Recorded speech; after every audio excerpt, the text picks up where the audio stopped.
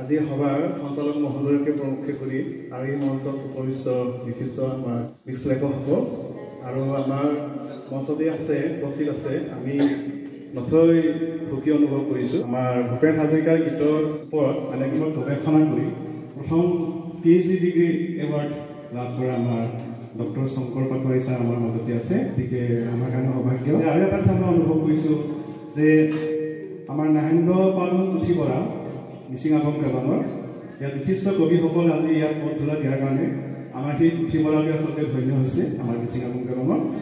আৰু এইখিনিতে আমাৰ এই মিচিং যিটো আমাৰ আগম কেলান এই অফিচটো আমাৰ 2013 চনত আমাৰ তামুৰাম টাইডে এই অনুষ্ঠানটো আচলতে লঞ্চ কৰিছিলে এই ভেটিটো। তাৰপিছতে আৰু সেই যিটো আজিৰ যিটো পুথিভঁৰালটো নাহেন্দ্ৰ পালন পুথিভঁৰাল আমাৰ নিৰ্দেশৰ দলে তেখেত সচিব আছিলে তেতিয়া তেখেতৰ দিনত সেইটো আচলতে নাহেন্দ্ৰ পালৰ নামত পুথিভঁৰালটো উৎসৰ্গা কৰা হৈছে। আচলতে মই কবি নহয় আৰু ভাল আবৃত্তিকাৰ নহয়। আচলতে এটা কবিতাৰ মানে আবৃত্তিকাৰে মানে এটা প্ৰাণ প্ৰতিষ্ঠা কৰে মানে আৰু সজীৱ কৰি তোলে, কিন্তু সেই সজীৱ কৰিব পৰা মোৰ শক্তি নাই। আপোনালোক জাষ্ট আপোনাৰ সন্মুখত মই পাঠ কৰিব বিচাৰিছোঁ। মোৰ কবিতাটো আচলতে বছৰটোৰ প্ৰথম কবিতা এটা আছিলে এইটো 2003 বৰ্ষত।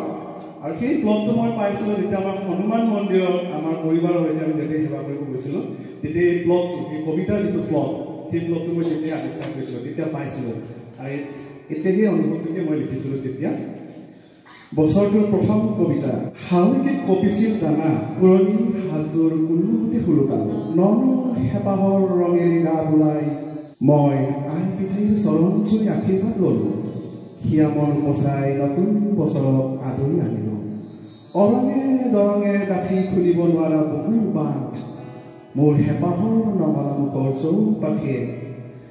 চৌপাশে সিহঁতৰ হৃদয়ৰ বাগিচাখন আজীৱন সৰিয়হ ফুলৰ দৰে হালধীয়া হৈ ফুলক।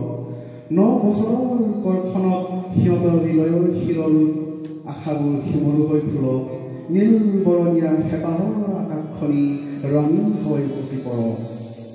আউল ফুলে পাৰি থোৱা আশাৰ দলিচা হেজাৰ হেজাৰ মানুহৰ খোজৰ চাহ খুপি খুপি আগলৈ পাছলৈ বুটলি চাওঁ। মন্দিৰৰ চৌপাশে ঈশ্বৰৰ বন্দনা ঢোল হৈ নামিছে হেঁপাহৰ বৃষ্টিধাৰা।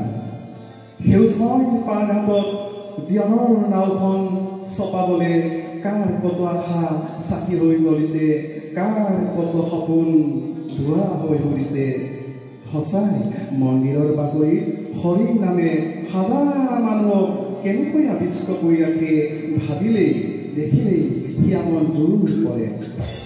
কিন্তু সেয়াইতো আচল কথা। হত্যা হিংসা ধৰ্ষণ লুণ্ঠন আৰু কত যে কি সেইবোৰ ভোকৰ উপত্যকাত কেনেকৈ পোখা মেলে। সেই যে বুকু কা কৰি পেলোৱা বিষাদৰ কবিতাবোৰ মানুহৰ দেশ হৈও দুচকুত কিয় অতিবাহিত কৰে। 1 জানুৱাৰী মেলিছে আশাৰ পাহি তথাপিও ৰঙা বটলবোৰ ফাটি ক'ৰবাত ভৰিত কাটেলা কি জানি নিজানৰ পৰা ভয় এতিয়াহে উঠি আহিছে গৈছে 1 জানুৱাৰী এই বুলি পাৰ্থক্যই বাক। একেই সোমবাৰ একেই মঙলবাৰ আহিছে ঘূৰি। সেয়ে উৎমানা ফাগুনৰ কিলা হৈ জানুৱাৰীৰ ঠিকনা বিচাৰি জীৱনৰ ঠিকনা হেৰুৱাই পেলোৱাৰ অৰ্থই বাক। 1 জানুৱাৰী মাথো আশাবোৰ নকৈ আহে পোখা মেলি আশাবোৰ পূৰত হওক জীৱন দুখ সমৃদ্ধিৰে ভৰি পৰক। নতুন আশাৰে নতুন বছৰৰ সকলোলৈকে হিয়া মৰা ওলক বিনোদ আছে।